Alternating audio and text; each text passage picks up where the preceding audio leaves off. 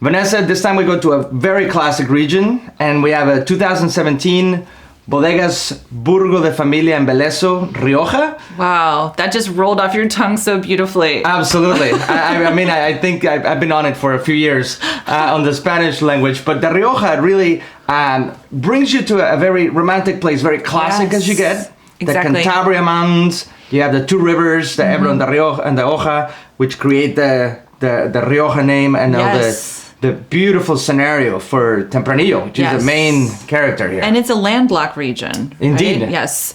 And I mean, I think the history is pretty fascinating, right? In terms of phylloxera and... Rioja, in spite of making wine since the Roman times, it really was put on the world stage in the 1800s. Now, as we know, phylloxera, this louse just comes and ravages the vineyards. Oh, attacks the roots, right? And destroys the vines. Totally decimating the vine. Yeah. So the producers in Bordeaux, for instance, they were encountered with this issue. Yeah. They didn't know if they were going to have vineyards in the future. They probably thought it was over forever, right? Yeah. They called it a day, and they started looking for alternative areas that were ideal for wine production. That's where the Rioja becomes, with a magnifier glass for a lot of these producers. Right.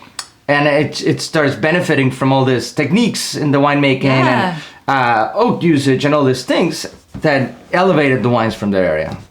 A couple things about the Rioja, as we know, most of the producers, the classic one like this one, use American oak as opposed to French oak. Right.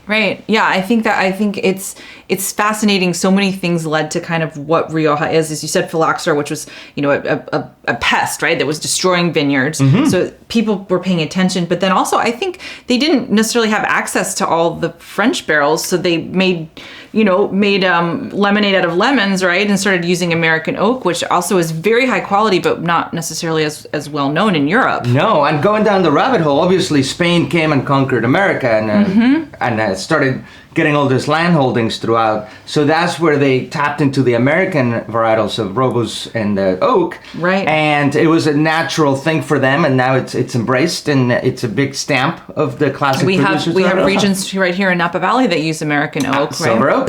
Exactly. Absolutely. Exactly. And you mentioned Tempranillo, but there are some other really famous varieties there. Absolutely. In the region, there's right? Mazuelo, there's Graciano, there's this supportive roll varietals that really bring a little spice and fruity elements to the wine. This is a very complete wine. I think it really carries a lot of weight. It tells a story. It's got this beautiful texture to it. It has a real juiciness to it, but a lot of complexity, and I think it's a crianza. We should mention in the region there are different aging requirements, Absolutely. right? So joven, crianza, reserva, gran reserva.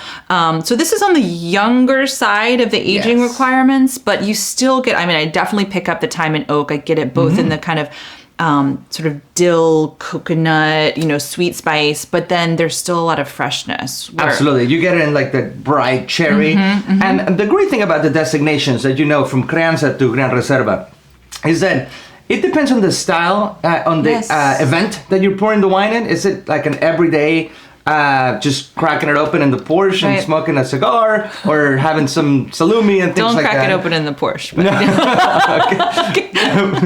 Or you're sitting down for a serious dinner, right? Yes. So that's where the designations come. Oh, the porch. I thought you said the Porsche. No. Okay. Either way. The porch if is it's fine. a Porsche, it's a Targa, and it's convertible, and it's like a 1980s. Just not the car. Yeah. But anyway, Grandma would really enjoy a wine like this, I should say.